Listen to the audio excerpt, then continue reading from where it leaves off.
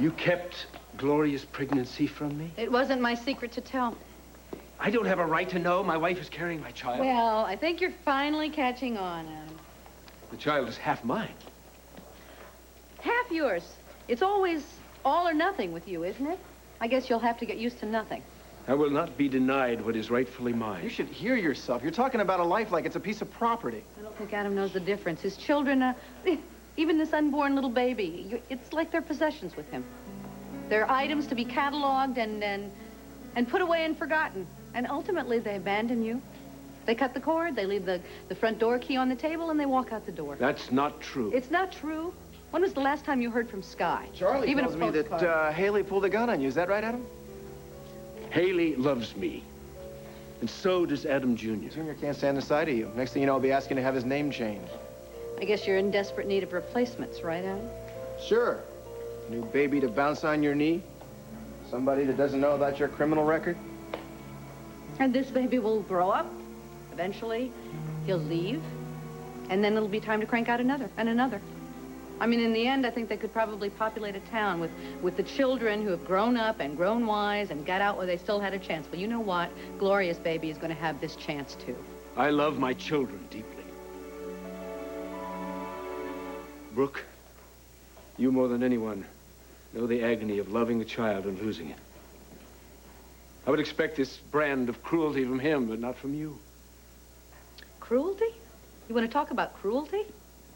You know what that is? That's foisting yourself on someone, all in the name of love, when you don't have the first clue about what love is. That's a lie. You love Gloria? Why don't you prove it? Why don't you just leave her alone? You can't. He's convinced we're all part of some conspiracy to keep her from him. Well, I certainly am not a conspiracy. I just happen to help the people that you love to torment. For the last time, Gloria doesn't want to see you. Your relationship is over. It's finished. Now, why don't you walk out of here quietly before I have security escort you out?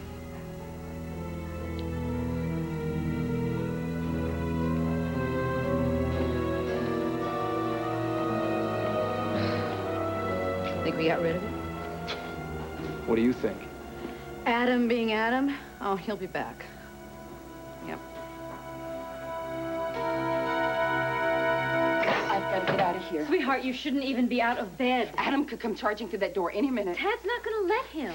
You can't stop Adam once he has made up his mind. Gloria, what are you doing out of bed? I'm leaving here. Adam has got her totally freaked out. Honey, Adam's gone. We got rid of him. Well, he will just wait until I'm asleep and he'll come back. Look, Brooke and I will take turns staying with you. We'll hire a guard if we need to. It won't make any difference. Adam will find me. He'll find a way to get to me. The only way I can stop is I can go to Napa, to some place where Adam cannot find me. There isn't any place like that. Gloria, if you disappear, Adam's just going to hire somebody to try and find you. I have no choice. You have to think about this baby. Now, who do you think I'm doing this for? Don't you guys understand? Please, I'm running to save my baby's life. If you run, the baby might not make it. Do you really want to take that chance?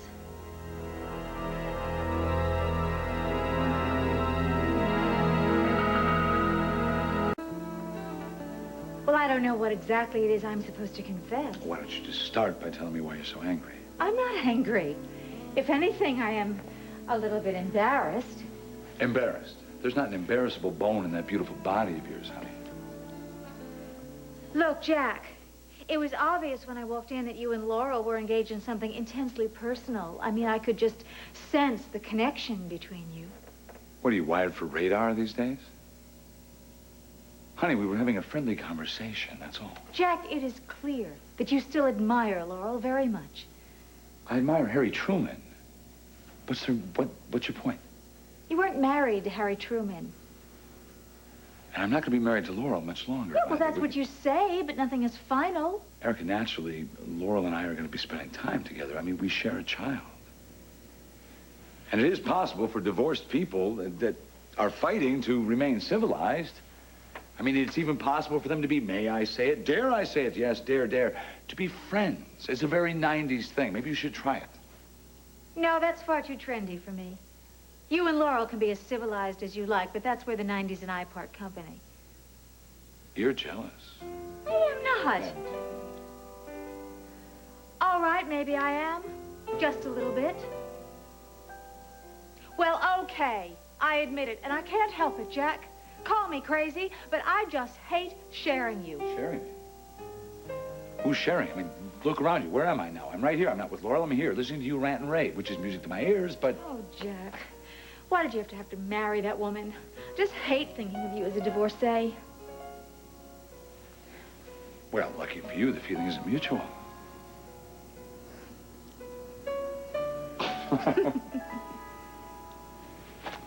Oh, you always know how to make me feel better. And I haven't even gotten started yet. Come here. No. Don't you do that. No fair changing the subject. What I want to know is, why did you go on and on about Laurel's unfailing instincts? What exactly does she have a nose for? Tim, you know how sometimes in court I get an open and shut case? Yeah? Well, Jane and I got an open and shut engagement. We met, we got engaged, bada bing, bada boom. It's news to me. Yeah, well, who knew, right? I mean, there we are sitting there at Francois one night, chowing down, all of a sudden I popped the question. And, I just decided to wait until the right moment to tell you. Say the year 2001. Okay, maybe there never will be a right time. Tim, I understand how you could feel weird with a new lady running around the house, folding your socks for you, telling you when to come down to dinner and do your homework and all that, but Jane happens to make me very happy. Give it some time. She'll do the same for you. Now, in the meantime, we will all be one big happy family. You got me? You see? Whatever. I just hope you guys will be happy. Look, Tim, I know how you must feel. I mean, you're on the hot seat. It doesn't feel very good, does it? It feels kind of crummy. And you come in to grab your backpack, and here I am flashing a ring as big as the Ritz. It's like that first drop on the roller coaster. I mean, you're headed one way, and your stomach's headed the other. Am I right? Kind of. You don't have to wish us well. I wish I had some magic words I could say to make you feel better. I'm sorry we didn't start out the best of friends, but it's okay. I like you enough for both of us. And just for the record, you don't have to call me Mom. That's Natalie's title, not mine. So from here on in, it's you, Tim Man, me, Jane. Okay. I'm not trying to take your mother's place. No one can do that. I just want to love you and Amanda as if you were my own. Give me the permission to do that. You can do whatever you want. I just got to get to school. Wait, Tim. Take a donut with you, honey. Yeah, here, I'll wrap one up for you. Put it in a napkin. Yeah, Tim, we'll talk. We'll talk. That poor boy can pretend to accept Jane, but deep down in his heart, it'll never happen.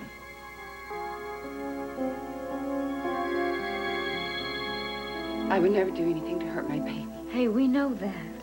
Gloria, I don't know if you know this, but not so long ago, I was in a very similar situation. I was pregnant, and I was terrified that they would take the baby away. And I never felt so helpless in my life. And I ran. I shouldn't have done it, but I did because I was panicked. And running away almost cost me my life. I lost the baby. It was nobody's fault. Nobody could have helped that. But you can. Doing what's best for you is the same thing as doing what's best for your baby. And it doesn't mean that you're giving up. You just have to take care of yourself, and you have to let us help you.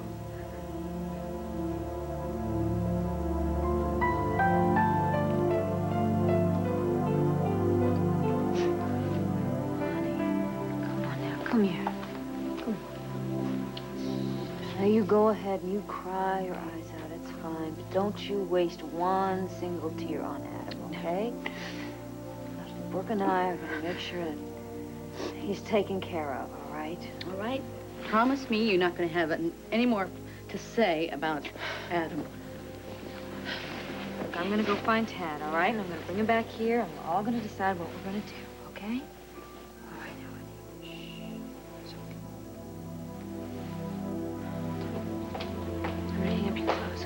Okay.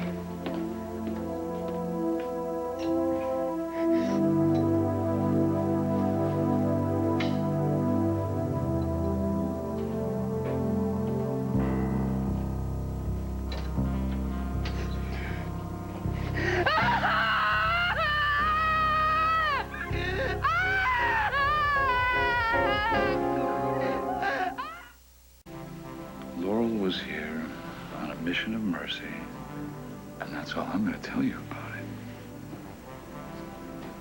That's it? Mm-hmm. That is the entire explanation? Look, I know my rights. I know the Geneva Convention. All you're going to get out of me is my name, my rank, my serial number, and this.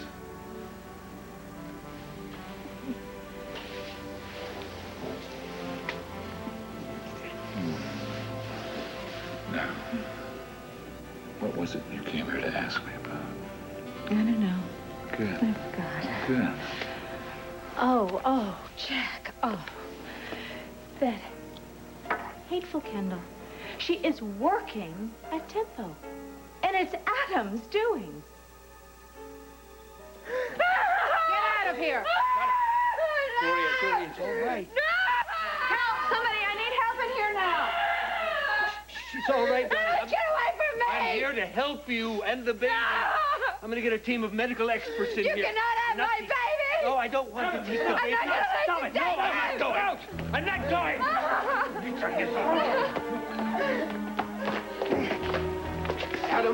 Adam, don't do it. All right. Don't! Think about it. All right. You really think you can keep me away from her? No, I don't. But I'm betting that my new friend here can. And believe you me, he's going to be standing right there for the next 24 hours. All day, all night. Is that your best shot? I haven't even begun to fight.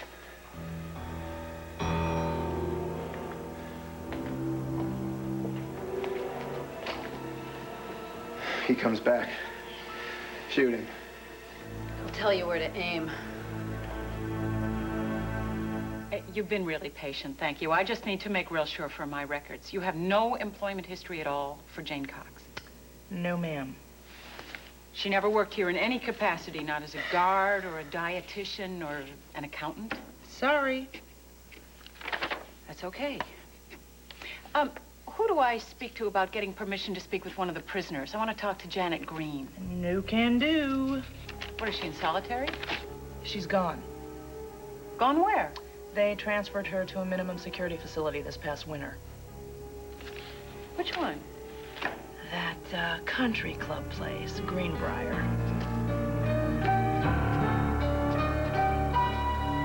That was some pep talk you gave old Tim there.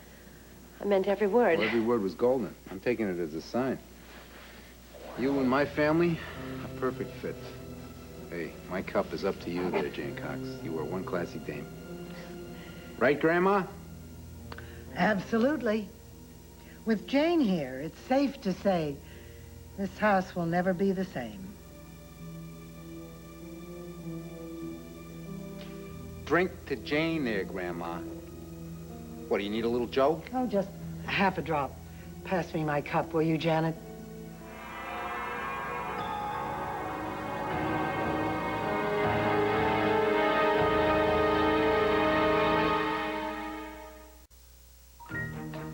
Tomorrow, Bobby tries coaching her daughter's basketball team, but when the team starts losing, the players want her out.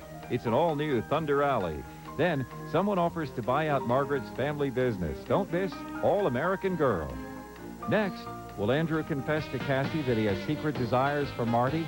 Stay tuned for One Life to Live here on ABC.